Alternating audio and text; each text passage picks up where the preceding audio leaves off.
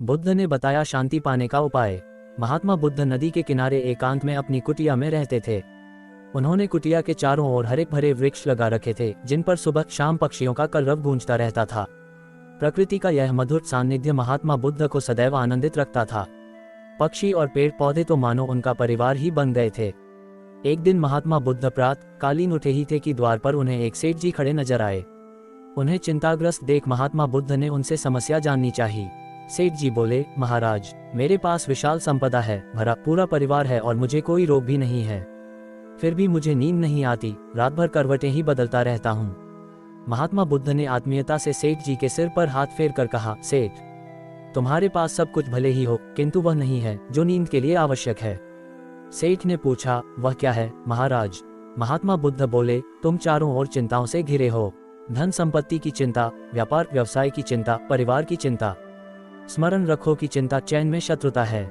सेठ ने इससे बचने का उपाय पूछा तो उन्होंने कहा, तुम प्रकृति से शिक्षा ग्रहण करो।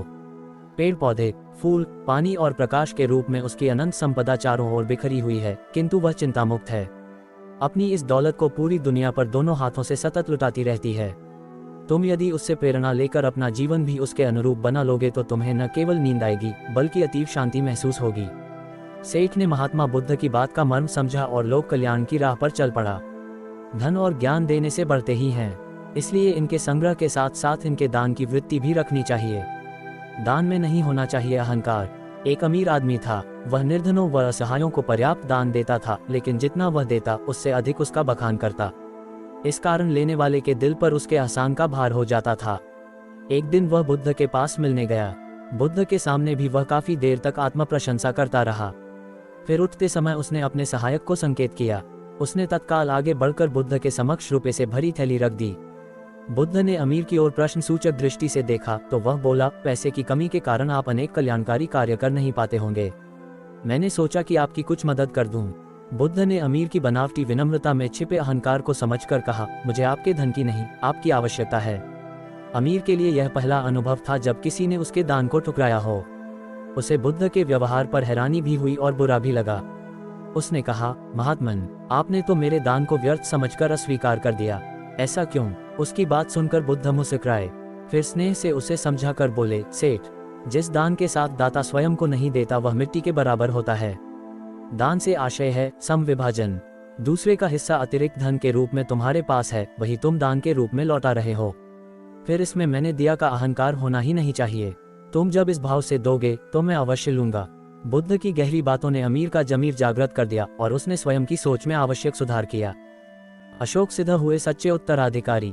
मौर्य सम्राट बिंदुसार अपने बड़े पुत्र को राजगद्दी का उत्तराधिकारी नहीं बनाना चाहते थे।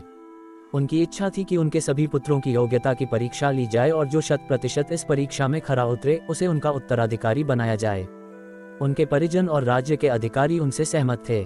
बहुत विचार विमर्श के बाद सम्राट बिंदुसार ने महात्मा पिंगलवत्सजीव को यह दायित्व सौंपा कि वे उनके सभी पुत्रों को परखकर उत्तराधिकारी तय करें।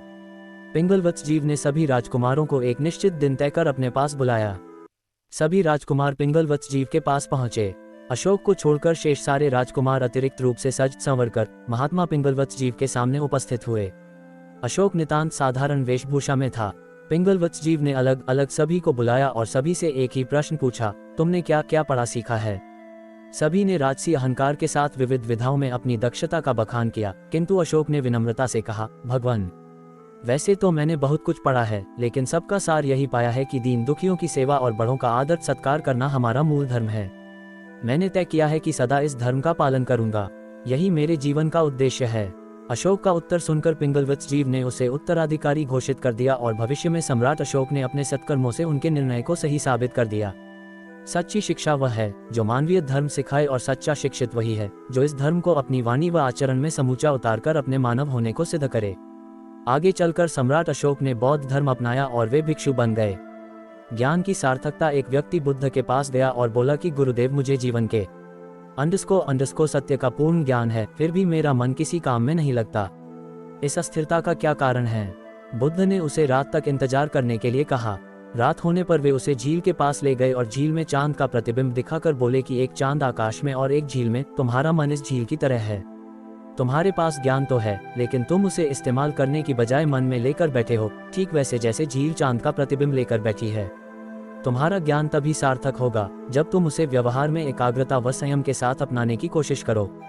झील का चांद तो भ्रम है, तुम्हें अपने काम में मन लगाने के लिए आकाश के चंद्रमा की तरह बनना है। झील का चांद तो पानी में पत्थर गिराने पर हिलने लगता है, जैसे तुम्हारा मन जरा सी बात पर डुलने लगता है।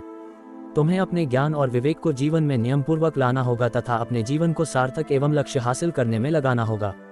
खुद को आकाश के चांद के बराबर बनाओ। शुरू में थोड़ी परेशानी आएगी, पर कुछ समय बाद ही तुम्हें दूसरी आहट हो जाएगी। उस व्यक्ति की समस्या दूर हो गई। वह बहुत प्रसन्न हुआ। उसने महात्मा बुद्ध के चरण स्पर्श करते हुए कृतज्ञता व्यक्त की। आप सभी का बहुत बहुत शुक्रिया दोस्तों। चैनल को सब्सक्राइब करें ताकि आपके जीवन को उत्कर्ष की ओर ले जाने में मेरा ये प्रयास सफल हो। जय श्री महाकाल। बहुत बहुत धन्यवाद दोस्तों। चैनल को जरूर सब्सक्राइब करें दोस्तों।